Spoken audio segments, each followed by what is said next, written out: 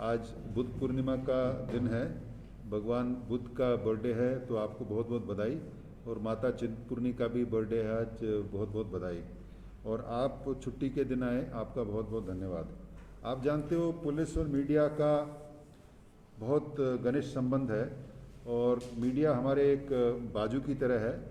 जब तक हमारे जो विचार हैं, हमारी जो एक्टिविटीज़ हैं, वो लोगों तक आपके द्वारा नहीं पहुंचेगी, तब तक हमारा काम पूरा नहीं हो पाता। आप यहाँ आए, आपका बहुत बहुत स्वागत है। तो सबसे पहले मैं ऊना में किस लिए आया इसका थोड़ा सा आपको वर्णन देता हूँ। ऊना में देखिए, ऐसा है कि कोविड का दौर चला हुआ है, सेकेंड फेज़ कोविड का इसका काफ़ी प्रकोप है। तो मैंने कई ज़िलों का दौरा किया, तो मैं चाहता था, क्योंकि ऊना भी एक बॉर्डर डिस्ट्रिक्ट है और पंजाब के साथ इसकी काफ़ी लंबी सीमा लगती है, और पंजाब में कोरोना का काफ़ी प्रकोप है, इसलिए मैं यहाँ आया। और कल सबसे पहले नंगल में हम रुके, नंगल के बाद फिर हम भाखड़ा में गए। भाखड़ा में हमने सुरक्षा व्यवस्था देखी, और उसके बाद महतपुर इंटरस्टेट बैरियर, और फिर हम बाथरी में इंटीग्रेटेड माइनिंग चेक पोस्ट पे गए, हरोली पुलिस स्टेशन में गए जो स्वां नदी में है, 2-4 माइनिंग लीज माइनिंग ऑफिसर के साथ देखी। और कल कुछ और जगह हमने देखी। आज कल रात को मैं भरवाई में रुका था, मैंने नाइट पेट्रोलिंग भी की, और मैंने देखा कि नाइट में कोई कर्फ्यू का वायलेशन तो नहीं होता, और हमारे जवान क्या ड्यूटी कर रहे हैं कि नहीं। मेरे को बड़ा आनंद हुआ, मैंने देखा कि हमारे जवान भी और होमगार्ड के जवान भी बड़े मुस्तैदी से ड्यूटी कर रहे हैं, और कोई कोविड का वायलेशन रात को नहीं है। आज सुबह भी मैंने भरवाई से चिंतपूर्णी तक पेट्रोलिंग की। सुबह मैंने देखा कि कोई अनुचित दुकानें तो नहीं खुली हुई, कोई ऐसा तो नहीं कि कोविड का वायलेशन है। और मुझे बड़ी खुशी हुई कि लोग मास्क भी पहने हुए थे, और कोविड गाइडलाइन जो सरकार ने जो दी हैं उसका कोई वायलेशन नहीं है। अब मैं आपको जिला ऊना में कोविड के दौरान जो इन्होंने कार्य किया उसकी थोड़ा बारे में बताता हूँ। देखिए, इसके 2 फेज़ हैं, 2020 में, 2021 में। 2020 के फेज़ में पुलिस एक्ट में 8,612 चालान हमने किए थे, और 24,72,000 फाइन हमने तब रिकवर किया था। उस दौरान 147 FIRs हुए थे। शुरू में कोविड कैसा है, गाइडलाइंस के बारे में लोगों को पता नहीं था, जिसकी वजह से वायलेशंस काफ़ी हुई थी। लेकिन जो सेकंड फेज़ है, सेकंड जो इसका है, इसमें इसका वायरुलेंस बहुत ज़्यादा है, प्रकोप बहुत ज़्यादा है, बहुत तेज़ी से आता है। लोग भी अब समझदार हो गए हैं और डर भी गए हैं। और इस सेकंड फेज़ में हमने 3,666 3666 हमने चलान किए हैं पुलिस एक्ट में, जिसमें 15,38,000 हमने सरकारी तिजोरी में जमा करवाया है। FIR जो वायलेशन उसकी 13 ही हुई हैं। देखिए, आप देख रहे हैं कि मैं कल शिमला से चला, और मैंने शिमला, सोलन, बद्दी, फिर नंगल और फिर ऊना में आया। मैंने देखा कि हमारे जवान निरंतर ज़मीन पे हैं, सड़कों पे काम कर रहे हैं और कोरोना का बचाव कर रहे हैं। और जो हिमाचल सरकार ने कोविड कर्फ्यू जो किया हुआ है, उसकी जो एनफोर्समेंट है, हमारे लोग ही ज़मीन पे कर रहे हैं। तो ये हमको एक कॉस्ट पे आया है, इस पे काफ़ी नुकसान हुआ है हमारा ऊना ज़िले में 101 पुलिसकर्मी कोरोना पॉजिटिव हैं, जिसमें 80 ठीक हो गए हैं, और 21 अभी उपचार उनका चल रहा है। टोटल 546 हमारे पुलिसकर्मी ऊना में हैं। एक तो ऊना की पुलिस पूरे इस काम में लगी है, साथ के साथ हमने 6 रिजर्व फोर्स इनको और दिया है। एक रिजर्व में करीब 30+ लोग होते हैं, तो 200 हमने पुलिसकर्मी इनको एक्स्ट्रा दिए हैं। इन्होंने 20 इंटरस्टेट नाके लगाए हैं, और जो बहुत अच्छा काम कर रहे हैं। मैं भारत सरकार का धन्यवाद करना चाहता हूं कि पुलिसकर्मियों को इन्होंने फ्रंटलाइन वॉरियर्स में कंसिडर किया, जिसकी वजह से हमको वैक्सीनेशन हुआ है, जो हमारे लिए एक सुरक्षा कवच बन चुका है। अदरवाइज़ बहुत मुश्किल था, क्योंकि जो सेकंड फेज़ है बड़ा वायरुलेंट है, हम लोगों के संपर्क में आ रहे हैं। तो 10 लोग वैक्सीनेट नहीं हुए, क्योंकि वो प्रेग्नेंट वुमेन थी या लैक्टेटिंग मदर्स थी। दोनों डोज वैक्सीनेट हुए हैं 526, और वैक्सीनेट एक डोज हुआ 536। तो तो ऑलमोस्ट हमारा 100% वैक्सीनेशन हो गया, जिसके कारण हमको एक सुरक्षा कवच मिला है इस लड़ाई को लड़ने के लिए। मैंने आपको बताया कि 20 इंटरस्टेट बैरियर्स हैं, और मैंने कुछ बैरियर विजिट भी किए, अभी गगरेट का बैरियर भी विजिट करके आए, जिसमें बड़े अच्छी तरह से हमारे जवान काम कर रहे हैं। 3 NGO, honorary ASI 5, head constable 8, constable 96, home guard 10। हमने पुलिस हेडक्वार्टर ने इनको कुछ पैसा भी दिया, 5 लाख। दोनों जो हैं चीज़ें दोनों तरफ से फंड मिल रहे हैं। फंड के कारण ये काफ़ी चीज़ें खरीद भी रहे हैं फोर्स के लिए, और कुल मिला के अच्छा काम कर रहे हैं। मैं आपको पूरे राज्य का थोड़ा सा ब्यौरा देता हूँ कि हमारे करीब 18,000 फोर्स है, तो अब तक हमारे 2,926 लोग पॉजिटिव आए हैं, 2926, जिसमें से रिकवर हो गए 2553, 2,553 लोग। अभी होम आइसोलेशन में 362 हैं, कोविड केयर सेंटर में 4 हैं, हॉस्पिटलाइजेशन 1 है। तो मैंने जैसे बताया कि ये काम हमको एट कॉस्ट आया है। हमने अपने 6 पुलिसकर्मी इस दौरान खो दिए हैं, जिसमें 3 यूनिफॉर्मधारी हैं और 3 नॉन यूनिफॉर्म हैं, जिसमें head constable Dhameshwar, ASI Chandrashekhar, sweeper Nanda Devi, barber Ghanshyam, cook Ramlal, और हाल ही में SI धनीराम, ये कुछ ही दिन पहले ये पंडो CID में पोस्टेड था। तो हमने 6 अपने पुलिसकर्मी इस दौरान खोए हैं। अब जो सेकंड फेज़ है, मैंने बताया कोरोना कर्फ्यू का, उसका इन्फोर्समेंट ज़मीन पे हम ही कर रहे हैं, और इसमें कई एलिमेंट्स थे, तो एक एक करके मैं आपको बताता हूँ। पहले तो शादियाँ था, शादियों में 20 का जो लिमिट है, इसको इन्फोर्स करने के लिए हमको DC SDM से जो परमिशंस की लिस्ट मिली 1783 की मिली, जिसमें हमने खुद जाके, पुलिस ने खुद जाके 1251 चेक किए, FIR 1 रजिस्टर किया, 30 चालान किए, 1,17,000 रुपये फाइन किया। ये तो थे परमिशन वाले। जो बगैर परमिशन के भी हमने 76 चेक किए, जिसमें 6 FIR किया, 12 चालान किए, और 60,000 रुपये हमने जुर्माना किया। हम पुलिस स्टेशन लेवल पे SHO जहाँ जहाँ शादियाँ आती हैं उनको फ़ोन करते हैं कि एक तो 20 की जो संख्या का उल्लंघना नहीं करना, दूसरा है भोटी जो कुक है या टेंट हाउस है, उनको भी फ़ोन करते हैं, भाई आप सरकार की वायलेशन मत करना, नहीं तो आपके खिलाफ कानूनी कार्रवाई होगी। और मुझे बड़ा सुख हो रहा है कह के कि इसमें कोरोना बढ़ रहा था, शादियों के कारण बढ़ रहा था, जिसको हम काफ़ी कंट्रोल करने में सफल हुए। जो ट्रांसपोर्ट की जो वायलेशन है, उसमें भी हमने 11 व्हीकल इन्वॉल्व थी और 11,000 रुपये फ़ाइन किया।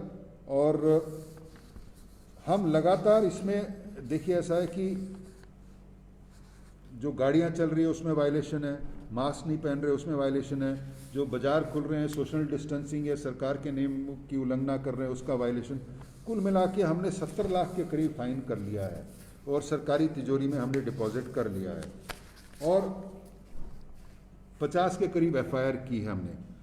हमने ये देखा है कि पहले फेज़ में हमको जो सख्त कार्रवाई बहुत ज़्यादा करनी पड़ी थी, लेकिन इस फेज़ में लोग भी काफ़ी समझदार हो गए, हमसे कोऑपरेट कर रहे हैं।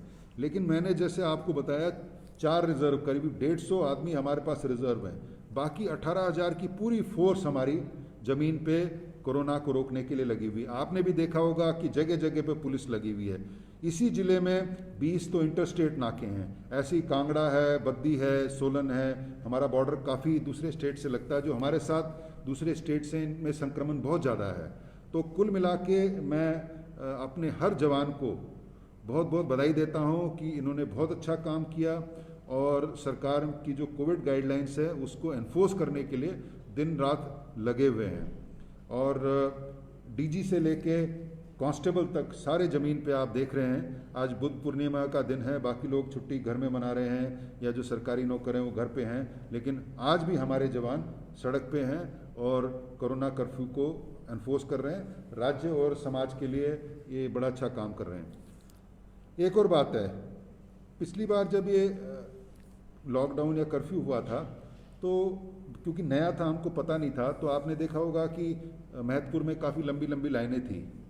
इस बार हमने स्ट्रीमलाइन कर लिया, हम पिछले से सीख गए हैं और लोगों को भी इनकन्वीनियंस नहीं है, और हम ये भी सुनिश्चित कर रहे हैं कि बाहर से जो लोग आ रहे हैं हिमाचल के अंदर संक्रमण ना लाएं। और अब कोई वेटिंग लाइन भी नहीं है, 2-3 गाड़ियां खड़ी होती है, फटाफट क्लियर होकर चली जाती हैं और स्ट्रीमलाइन प्रोसेस हो गया है। तो जनता के प्रति भी हमारा व्यवहार बहुत अच्छा हो गया और हम यही आशा करते हैं कि जनता को भी थोड़ा सा समझना चाहिए कि हमारे जवान 10-12 घंटे की ड्यूटी कर रहे हैं, तो कॉपरेट करें और ताकि हम अपने राज्य को कोरोना से बचा सकें। तो लार्जली मेरे को यही कहना था। और मैंने जैसे आपको बताया कि हमने 2 माइनिंग पोस्ट, हमने एक बाथरी की और एक गगरेट की आज देखी, एक ट्रांसपोर्ट वाली पोस्ट भी देखी और हमने अपनी भी पोस्ट देखी जो इंटरस्टेट बैरियर है। और कुल मिला के मेरे को अपने फोर्स जो काम कर रही है उसमें देख के बहुत सेटिस्फेक्शन हुई, संतुष्टि हुई और मैं आशा करता हूं कि एसपी साहब के कमांड में इनकी फोर्स ऐसा ही काम करती रहेगी और राज्य और समाज की सेवा करती रहेगी। अब मैंने अपना वक्तव्य खत्म कर दिया। एसपी साहब आप कुछ बोलना चाहते हैं? नहीं सर, आप सर बॉर्डर एरिया है और इलीगल जो शराब है वो बड़े लेवल पर आ रही है। पुलिस ने मामले पकड़े हैं लेकिन एक्साइज विभाग का जो एक कॉपरेशन होना चाहिए वो नहीं हो रहा। लिखी थी कि ठेकों को सील कर दिया जाए, कुछ स्थानों पर एक्साइज विभाग कंप्लेंटेंट भी नहीं बन रहा है। हमारे सामने ये कोई मामले ऐसे हुए।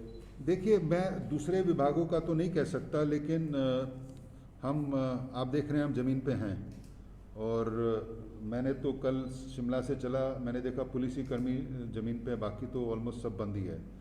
और इस दौरान चाहे ड्रग्स हैं, मादक पदार्थ हैं, शराब है, चाहे कुछ और है, हम इसमें ज़ीरो टॉलरेंस कर रहे हैं। आपको मैं बताऊं, पिछले 1 साल जब से मैंने टेक ओवर किया है, 1 साल से कोरोना ही चल रहा है, लेकिन हमने मादक पदार्थ में ऐसी मुहिम की है जो पहले कभी नहीं हुई।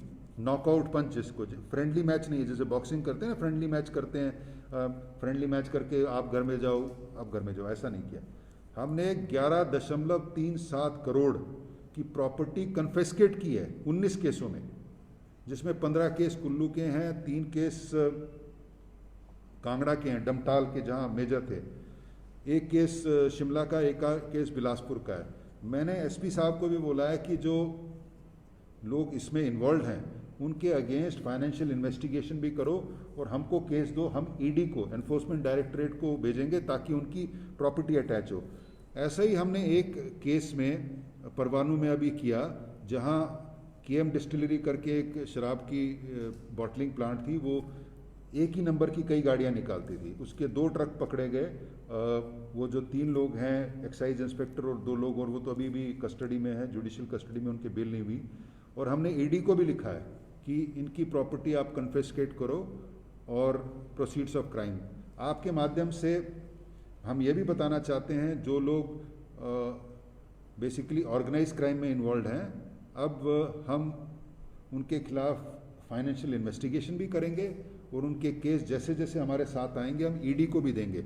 मैंने director ED, enforcement directorate, Bharat सरकार के बहुत उच्च अधिकारी हैं, उनको मैं अप्रैल में मिल के भी आया था और इनके एडिशनल डायरेक्टर हमारे पास आए भी थे।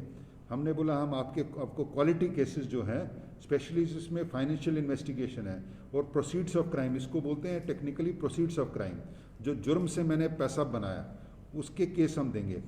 और आपको मैं बता दूं कि जो मानव भारती की इन्वेस्टिगेशन जब हम कर रहे थे, हमने ईडी को केस किया और 194 करोड़ की प्रॉपर्टी उसकी अटैच हुई। ये रिकॉर्ड है हिमाचल प्रदेश में, ये रिकॉर्ड है इंडिया में, 194 करोड़ की। ऐसी हम कार्रवाई दूसरे ऑर्गेनाइज क्रिमिनल्स के साथ भी कर रहे हैं। आपकी बात दुरुस्त है, इधर उधर है, लेकिन जो जो केस हमारे पास आ रहे हैं हम उनको ईडी में दे रहे हैं। अभी हाल ही में हमने परवाणू का एक केस, जो अच्छे क्वालिटी केस है, ताकि इससे जो बाकी सारे ट्रेड में डिसिप्लिन आ जाए, वो कर रहे हैं। एक सवाल सर, सोशल मीडिया पे कई लोग अपने विचार व्यक्त करते हैं। बद्दी में भी एक मामला आया है जहाँ पे कुछ अपशब्द कहे गए हैं, तो क्या सोशल मीडिया पे इस प्रकार के जो वक्तव्य आएंगे तो मामले दर्ज होंगे? देखिए, ऐसा है कि ये जो है ना, जैसे पब्लिक उसमें है, ये फाइन लाइन है, एक लाइन है, फाइन लाइन है, शालीनता की लाइन है। अगर मैं क्रॉस करता हूँ अश्लील हो जाता है। और पब्लिक लाइफ में भी एक लाइन है जिसको अंग्रेजी में बीइंग आउट ऑफ लाइन बोलते हैं, आउट ऑफ लाइन। जैसे मैं भी हूँ, अपने मेरे को भी कुछ पावर्स हैं, अगर मैं आउट ऑफ लाइन हूँ तो आई विल इवोक क्रिटिसिज्म, ठीक है। और मैं भी बहुत ज़्यादा आउट ऑफ लाइन हूँ तो मेरे खिलाफ कानूनी कार्रवाई भी हो सकती है। तो जहाँ तक मार्जिनल है हम तो नहीं बॉदर करते, it is free media, free nation. आप मेरे खिलाफ लिखोगे कोई, दैट इज़ हेल्दी क्रिटिसिज्म। लेकिन जो शालीनता की लाइन है और जो डिसेंसी की लाइन है वो क्रॉस बहुत ज़्यादा करें, गाली गलौज करें, माँ बहन की करें, वो फिर ठीक नहीं है। वो है basically there is a line, जैसे मेरे प्रोफेशन में भी लाइन है, डॉक्टर के प्रोफेशन में भी लाइन है, लॉयर के प्रोफेशन में भी लाइन है। एक प्रोफेशनल लाइन हर एक को ड्रॉ करनी पड़ेगी। सर जैसा आपने कहा कि जो पहला फेज था कोविड का उसमें पुलिस ने काफ़ी सख्ताई की, अगर दूसरे फेज की बात की जाए धारा 144 भी लगाई गई है, कोरोना कर्फ्यू लगा, बावजूद उसके हिमाचल प्रदेश के ही कई स्थानों पर काफ़ी भीड़ देखी जाती है, चाहे वो सब्जी मंडियाँ हो या सब्जी की दुकानों पर और अन्य दुकानें, वहाँ पर कहीं ना कहीं जो पुलिस है वो दिखाई नहीं देती ताकि लोगों को जो है वो डिस्टेंस नहीं किया जा सकता। देखिए आपको मैंने बताया कि मास्क दो इसके पहलू हैं। एक तो एजुकेशन, इंफॉर्मेशन, कम्युनिकेशन। और आपने देखा होगा कि अभी भी सरकार का, एडमिनिस्ट्रेशन का भी फोकस यही है कि लोगों को समझा बुझा के किया जाए। और बहुत ज़्यादा एक्सेसिव फाइन ना मेरे को लगता है कि काउंटर प्रोडक्टिव हो जाता है। एक तो कोरोना के कारण लोगों की वैसी आमदनी कम हो गई, और अगर बहुत ज़्यादा इन्फोर्स कराएंगे तो ये ओवर, जैसे अंग्रेजी में बोलते हैं ना ओवरकिल, उस टाइप का हो जाता है। तो ये फाइन बैलेंस है। हम फाइन तभी कर रहे हैं जब इसकी आवश्यकता हो, अदरवाइज हम समझा के कह रहे हैं। जैसे मैंने बोला कि करीब 65-70 लाख हमने फाइन रिकवर किया। हम ऐसा नहीं चाहते कि इतना ज़्यादा फाइन कर दें कि लोग अनकंफर्टेबल हो जाएं उससे। तो ये एक थिन लाइन है, और हम अपने सारे स्टाफ को भी काउंसलिंग से बोलते हैं कि पहले बोल दें, आप एजुकेट कर दें, भाई ये कर लें। जो बिल्कुल ही नहीं मानते तब है अलग बात, लेकिन ये भी आपको मानना पड़ेगा कि कोरोना के दौरान लोगों की इकोनॉमिक हार्डशिप तो हुई है, और उसमें हम हार्डशिप बहुत ज़्यादा बढ़ाना नहीं चाहते। और देखिए ऐसा है कि ये काफ़ी सेल्फ डिसिप्लिन की बात है। मैंने कल रात को भी पेट्रोलिंग की और आज सुबह भी मैंने देखी, लार्जली लोग अपना मास्क वास्क पहन रहे हैं। और आप देखोगे दुकानें भी, कल मैं दोपहर को आया सारी बंद थी। तो सेकेंड फेज़ में क्योंकि इसमें लोग घबरा गए हैं, डेथ्स काफ़ी हो रही हैं, लोगों को सेल्फ एजुकेशन हो गई। और मैंने देखा अब ज़्यादातर लोग घर के अंदर ही रहते हैं, घर के अंदर रह रहे हैं। मैं तो देखिए शिमला, सोलन, बद्दी, ऊना, ये नंगल है, और यहाँ भी कई जगह गया, मैंने देखा जो चहल पहल है मार्केट में है नहीं। किसी जगह हो सकती है छोटे मोटे, क्योंकि काफ़ी मार्केट का जो कैचमेंट एरिया बहुत बड़ा हो सकता है, लेकिन मैंने देखा लार्जली लोग इसको फॉलो कर रहे हैं। इसका एविडेंस जो है, प्रमाण है, आप बैरियर्स पे देखोगे, इंटरस्टेट बैरियर्स पे ऑटोमेटिकली डिसिप्लिन्ड है। मैं तो कई बैरियर्स देखे अभी, ऑटोमेटिकली डिसिप्लिन्ड है, और लोग अपना अपना सब करके करते हैं। तो काफ़ी लोग संभल और समझ भी गए। सर आपने बात करी कि आपने कुछ माइनिंग की लीज भी करी है, ऊना में एक बहुत बड़ा इशू है माइनिंग, उस पर क्या कहना चाहिए? देखिए ऐसा है कि कल हमने मैंने जैसे बताया कि 2 इंटरस्टेट बैरियर्स देखे मैंने, और कुछ माइनिंग लीजेस भी देखी। फिर हमने इस इशू को समझने की कोशिश की।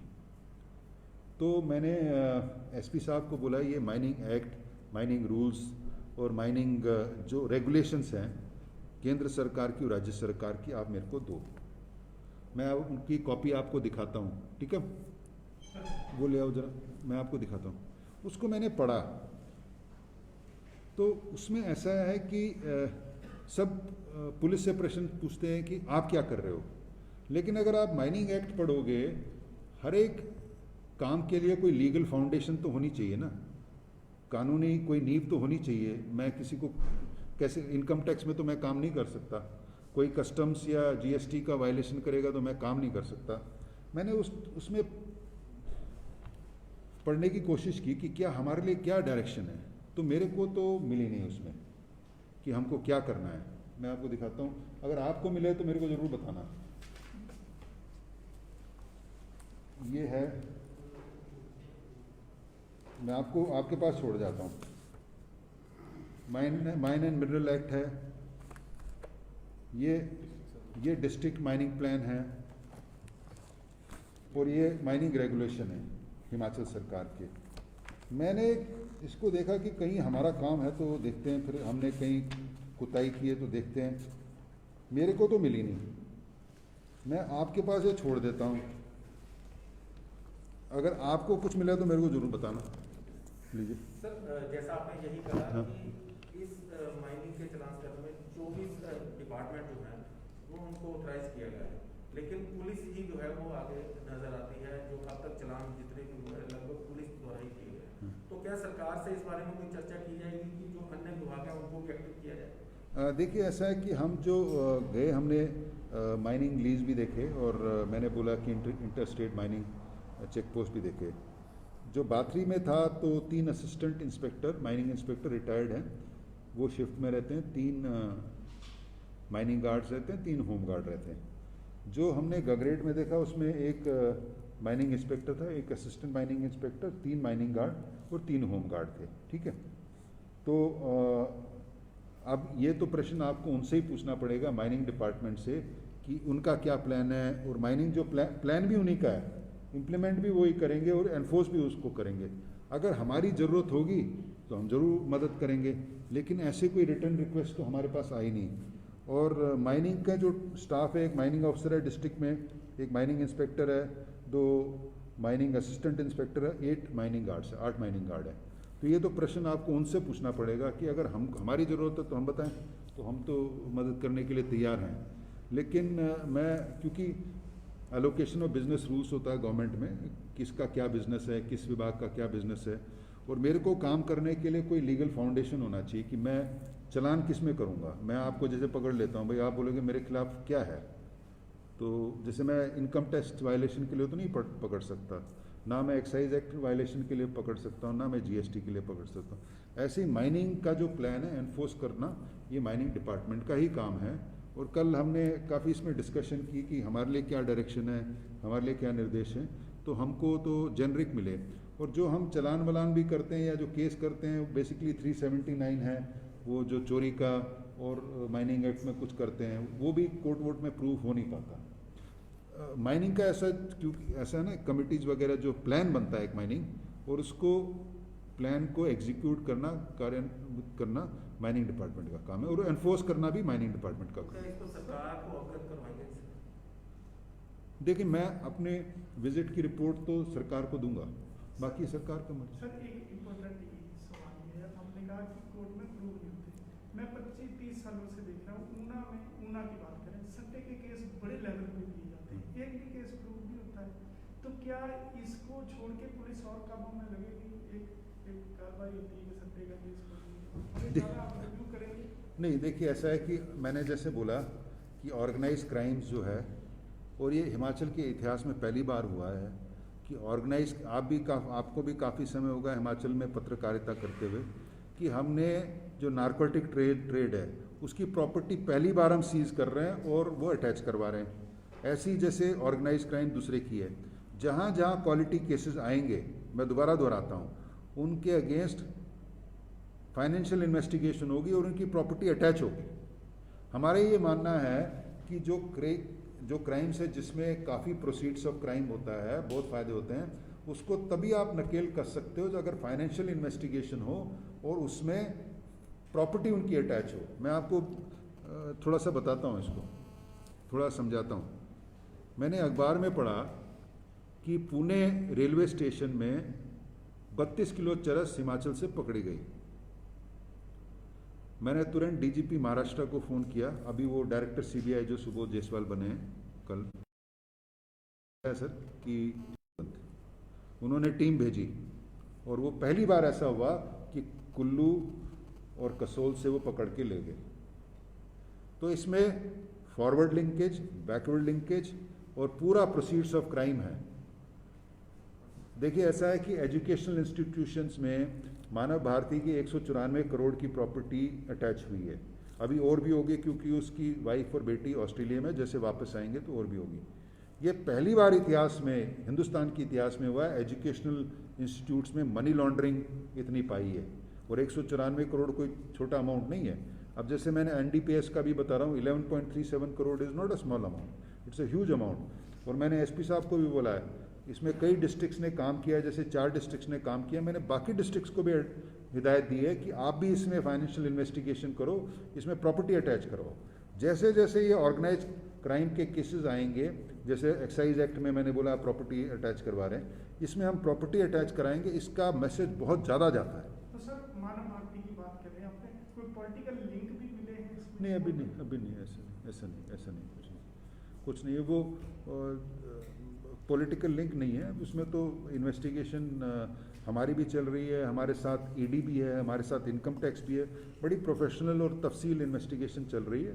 और ऐसे ही जो बेसिकली प्रोसीड्स ऑफ क्राइम दूसरे क्राइम्स में है, उसमें हम ED की मदद लेंगे और अन्य विभाग भारत सरकार के उनकी भी मदद लेंगे।